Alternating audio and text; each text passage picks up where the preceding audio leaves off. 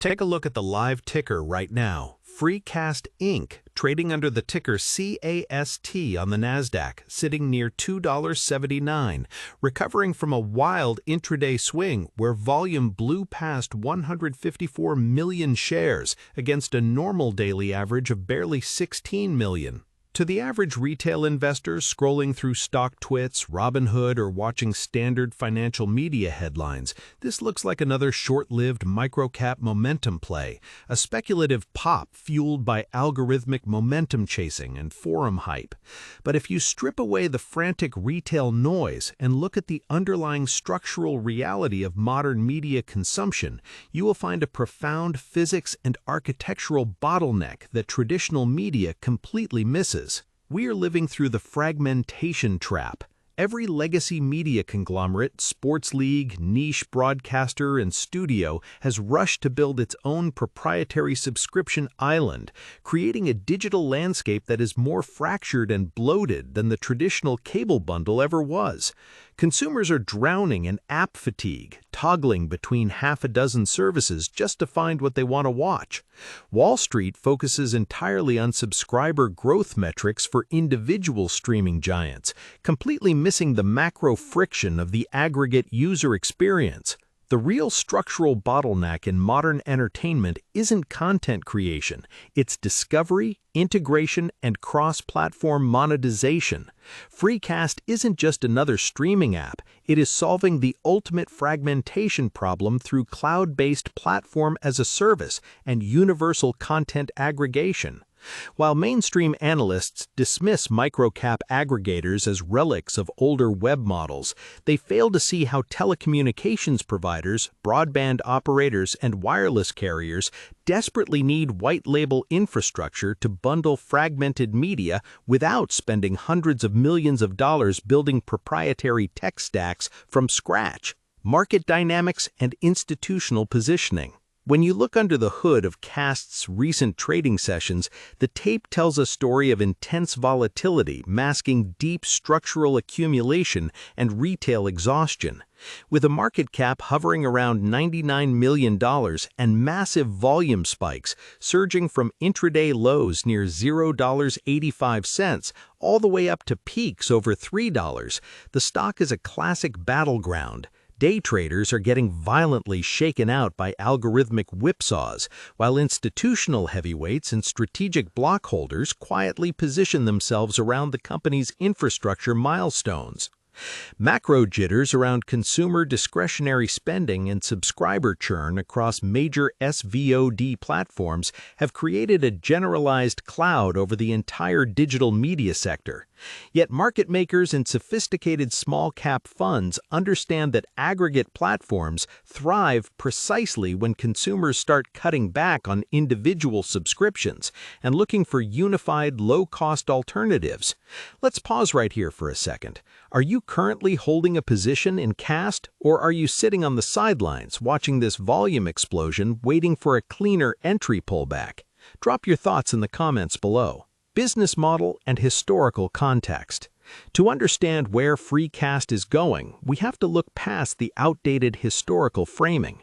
Many legacy observers still remember the company's early days as a simple web video search engine or its legacy physical hardware partnerships from the Rabbit TV era. That outdated perspective keeps mainstream valuation models blind to what the company has evolved into today, a sophisticated digital media distribution and PaaS technology enterprise. FreeCast's core ecosystem centers around its flagship consumer interface, Select TV, and its advanced U-Bundle subscription management infrastructure. Instead of competing with Netflix, Disney+, or Max, FreeCast acts as the master directory and connective tissue, aggregating paid video on demand, over-the-air broadcast television via ATSC 3.0 next-gen TV hardware solutions like FreeCast Home, and over 500 free ad-supported streaming television channels into a single, unified smart guide. Crucially, the company's enterprise B2B strategy changes the entire financial equation.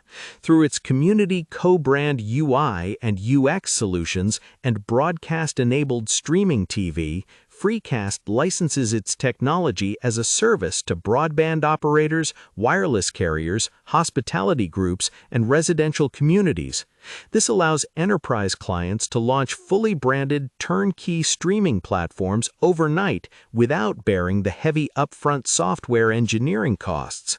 Furthermore, the company's aggressive expansion into proprietary media assets, such as its acquisition and strategic relaunch of the Investor News channel into a 24/7 global business and financial fast network, creates high-margin proprietary ad inventory and syndication pipelines tailored specifically for public companies, independent creators, and market participants. Future outlook, catalysts, and risks.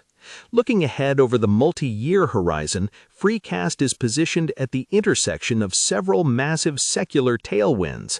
The unstoppable migration of ad dollars from linear cable to fast networks, combined with the acute fatigue consumers feel toward managing dozens of disconnected streaming apps, creates an expanding total addressable market. The company's syndication model for financial and business television, opening up the Investor News channel to institutional investor relations firms, independent analysts, and corporate creators, creates a high-margin ad tech monetization. However, investing in a micro-cap technology platform of this scale requires a clear-eyed view of the risks. FreeCast operates in a fiercely competitive landscape dominated by tech giants and smart TV operating systems like Roku, Amazon Fire, and Google TV that also aim to control the home screen interface. Execution risk remains high as the company scales its enterprise PaaS deployments and expands its direct NASDAQ presence. Capital expenditure cycles among broadband providers can fluctuate, and microcap liquidity can amplify downside volatility during broader market corrections. The definitive takeaway here is simple. If you anchor your thesis entirely to short-term price noise and day-to-day chart fluctuations, you will miss the fundamental shift happening in media aggregation and infrastructure. The future of streaming isn't about building another walled garden, it's about tearing down the walls. Keep your eyes on the enterprise adoption metrics and network syndication growth. That is where the real value is being built. Disclaimer: this video is made only for educational and informational purposes. I am not a financial advisor. Any stock, crypto, or investment discussed here is not financial advice. Please do your own research or consult a qualified financial advisor before making any investment decisions. Invest responsibly. Don't forget to like, comment, and share this video to support the channel.